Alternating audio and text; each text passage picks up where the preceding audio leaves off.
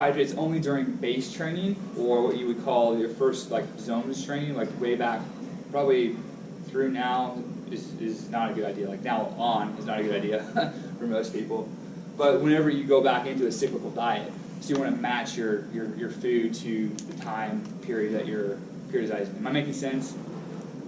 Like match your diet to what you're doing training-wise. Okay, cool. And then only take supplements during training lasting longer than 2 hours. So we looked at crossover theory, and a lot of times you might get caught in this idea, and I see this happen all the time, where I might be taking like 3 of these things. They're so good. Oh my god, I love these Curve bars. I think he puts crack cocaine in these things. I don't know. But like I'll eat the heck out of these, like you know what I mean, through 1 hour, 2 hour workouts, or I'll take one of those goos. You know, a 1 hour workout. I just gotta get my goo in. Don't do that. Because it's going to screw up your body, and you're just going to burn more and more and more and more carbs, right? So during those less than 2 hour workouts, it's more beneficial to have something that's a low impact carb, and or just you don't probably need anything unless you're trying to optimize your next day of a run or something like that. Cool? Okay. Cool. All right. So real quick, I'm going to get to you, Ryan. I want Ryan to be able to talk, so I'm going to have to get through this quicker. Okay, so this just gives you an idea of zone-based training and the ability to get more efficient.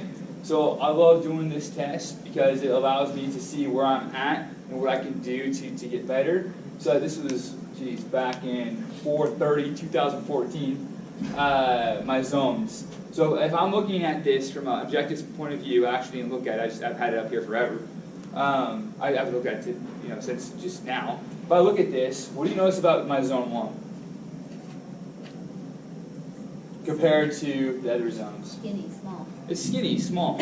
That seems to me like a problem. What do you notice about my zone 3? It's a little bit wider, right? Yeah. So if I were looking at this, I would say, kind of like I've said to some other people, that this person, i.e. me, I don't know what I was doing at this time in my life, was I'm working out too much in that gray zone. I'm working out too much in my zone 3, right? I need to back it off. I need to do more zone 2 training, more zone 1 training to allow myself to be more metabolically efficient. That's going to move this line over here so I can be more fat efficient. Does that kind of make sense? So that's what this test can do. It can show us that information. And this is just a breakdown of that. Like I said, I'm going to skip through that. So the point being is I would at least know your heart rate zones. If you want to get super specific, you can do that little test, and it'll give you that information, and then you can figure out what you need to do about it. Do you need it? No. Is it really cool, and can it benefit you? Yes. So that's kind of the way I like to think of that test. Do you have anything to add? Well, yeah, and I've done the test, had it done on myself, and I've done it for others, and I think it's beneficial, especially, I'm going to kind of touch on the lifestyle outside of when you're doing endurance training and fueling and racing and training. It's important for that lifestyle too, because a lot of people have goals of weight loss. So that is a big factor in finding out where your zones are at. So if you're, I'm doing an easy workout, but actually you're kind of in your zone 3 in this kind of gray area, I'm not losing weight, my body fat's and my body composition's not changing. I'm getting frustrated. This will tell you exactly where you should be at. For the people that I've helped coach, I've thrown out, kind of just a simple little 1.5 mile run test, kind of a spitball. Here's your zones. Here's kind of what you should be aiming for. But this, doing a test like a metabolic test here at the club will give you exactly where you're at. So if you're on a mission, I highly recommend it. If it's kind of like, it'd be good information to have, especially if you want to do really well at a half or a full Ironman race. I think it's worth your time too. Sure. So, yeah. There's been definite benefits to having it done. Yeah.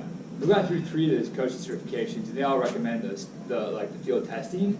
This just takes it up a level. So there's nothing wrong with what the field tests do, and I do both. So anyway, cool. All right, we are getting so close to the secret sauce.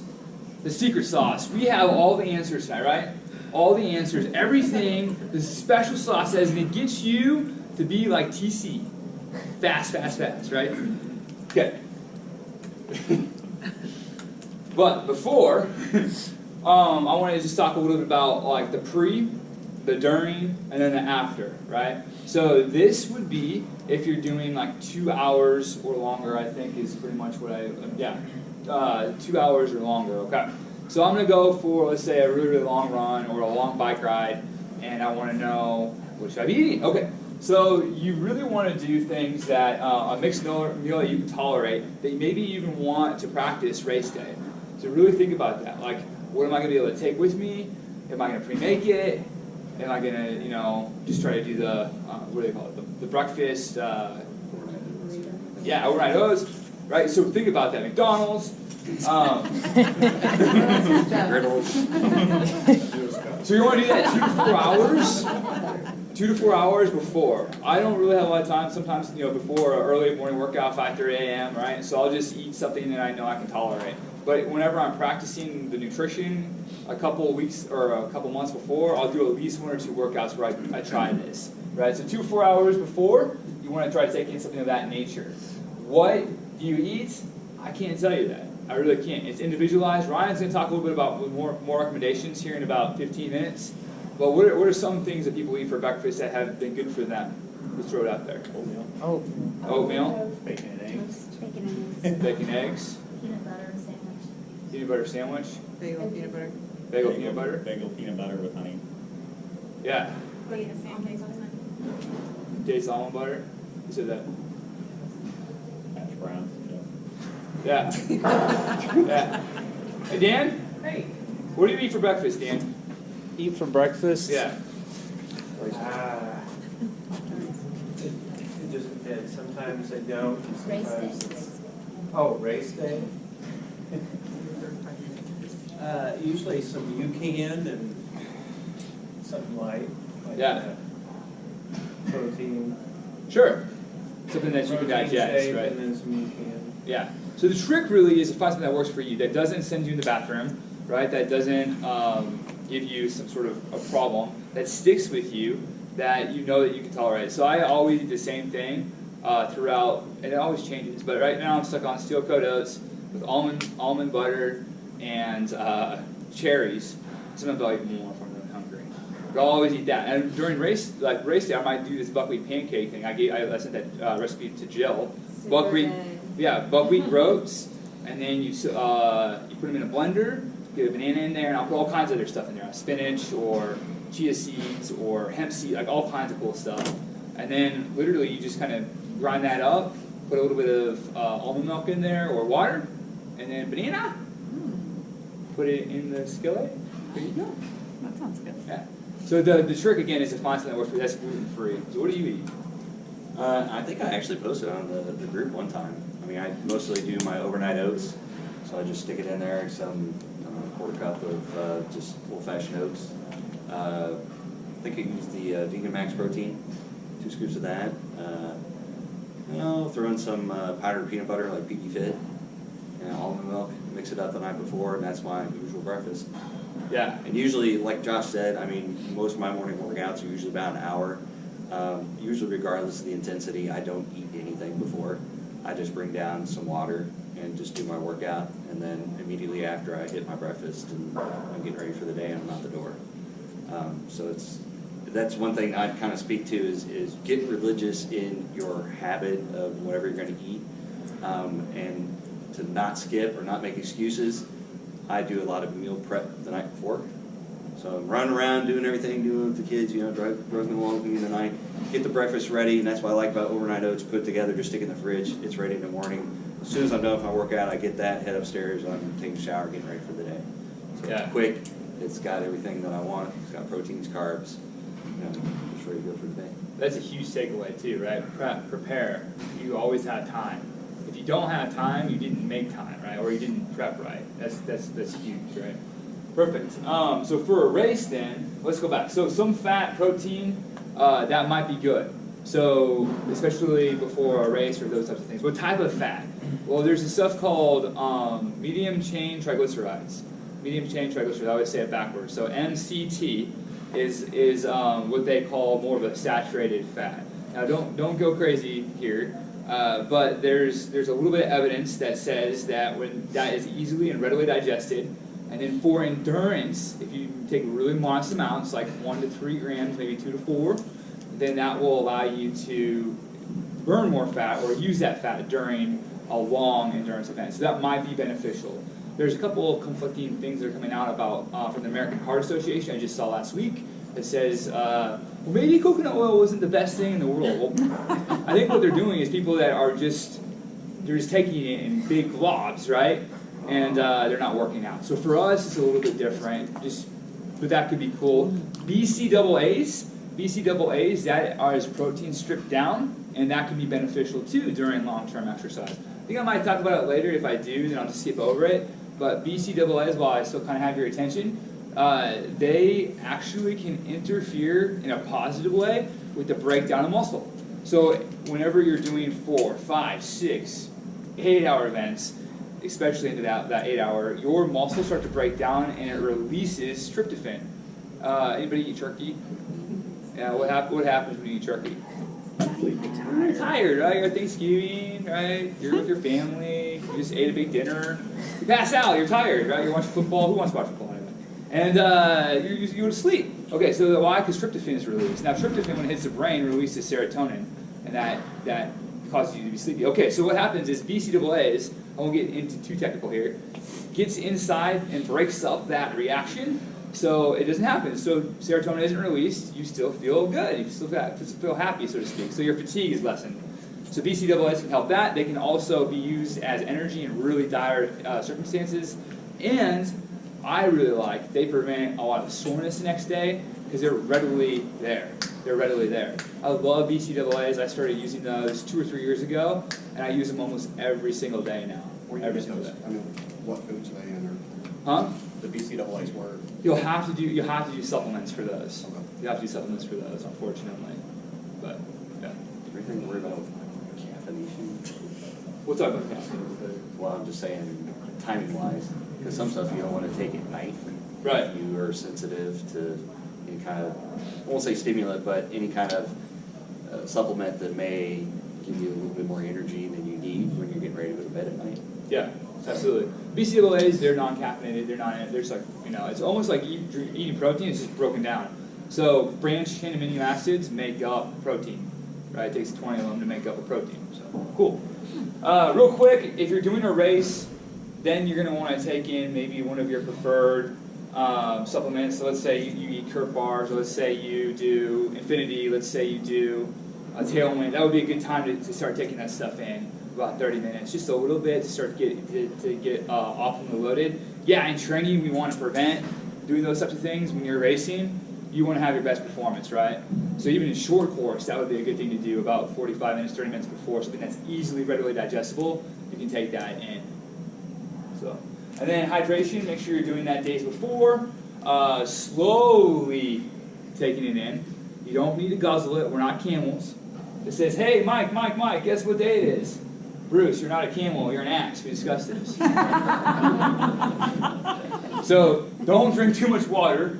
Don't be like this donkey, right?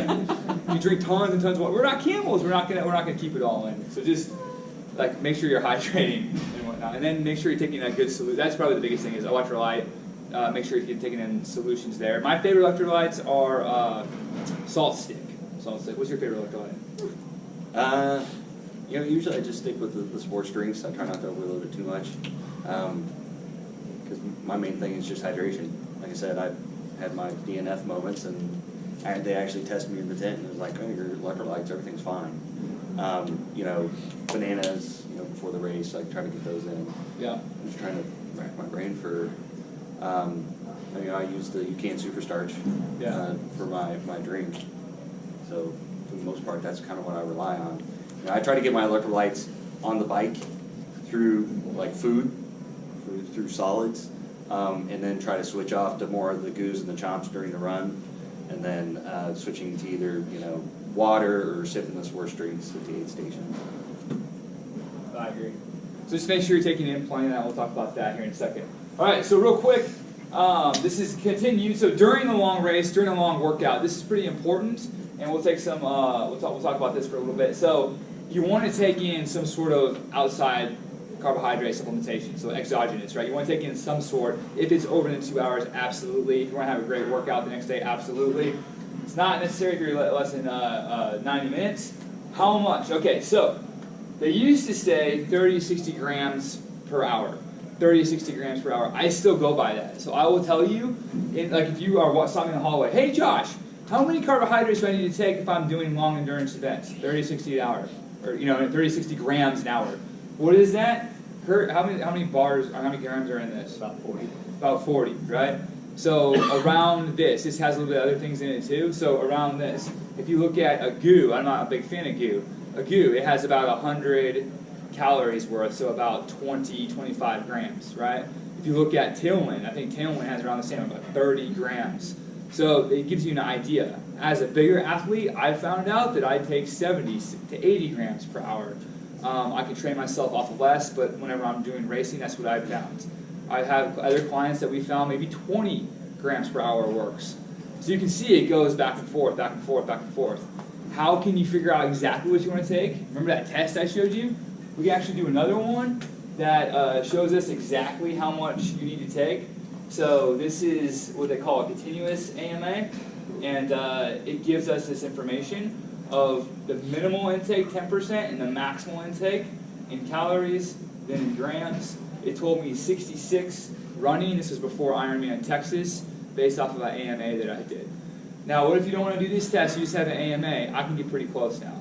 So I've been able to look at those tests enough. I can get pretty close. Another reason, if you really want that data, like sometimes I think these tests are even more important about 2 months, 1 month out, because I like to have two if money's not an issue. But if you're like trying to save money, like you could do it like 2 months or 1 month before, and then you can kind of get some more information about nutrition. Now, if you want to change your training, you want to do it well in advance. Does that make sense? Cool. Again, I don't want to spend too much. Okay, so we need a drum roll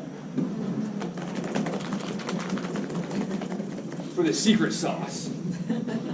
Oh, the links are enabled. They're disabled. There's a drum roll in here, actually. The guy goes like this. Right, of course, I would do something. Okay, so we're going to talk about what's in our wallet. That's the secret sauce. There actually is no secret sauce, by the way. There is no secret sauce. That's the secret sauce. Everybody has to be different. So I've been talking a lot. This is what was in our cabinets. Did you put what's in your cabinet? Well, oh, you did. I remember on that side. Okay. So why don't you talk a little bit about what's in your cabinet? What's similar? Yeah, I mean, yeah, we're very similar, and I forgot to grab. I have the Glutamine in mine too. So, I mean, I do the multivitamin kind of outside.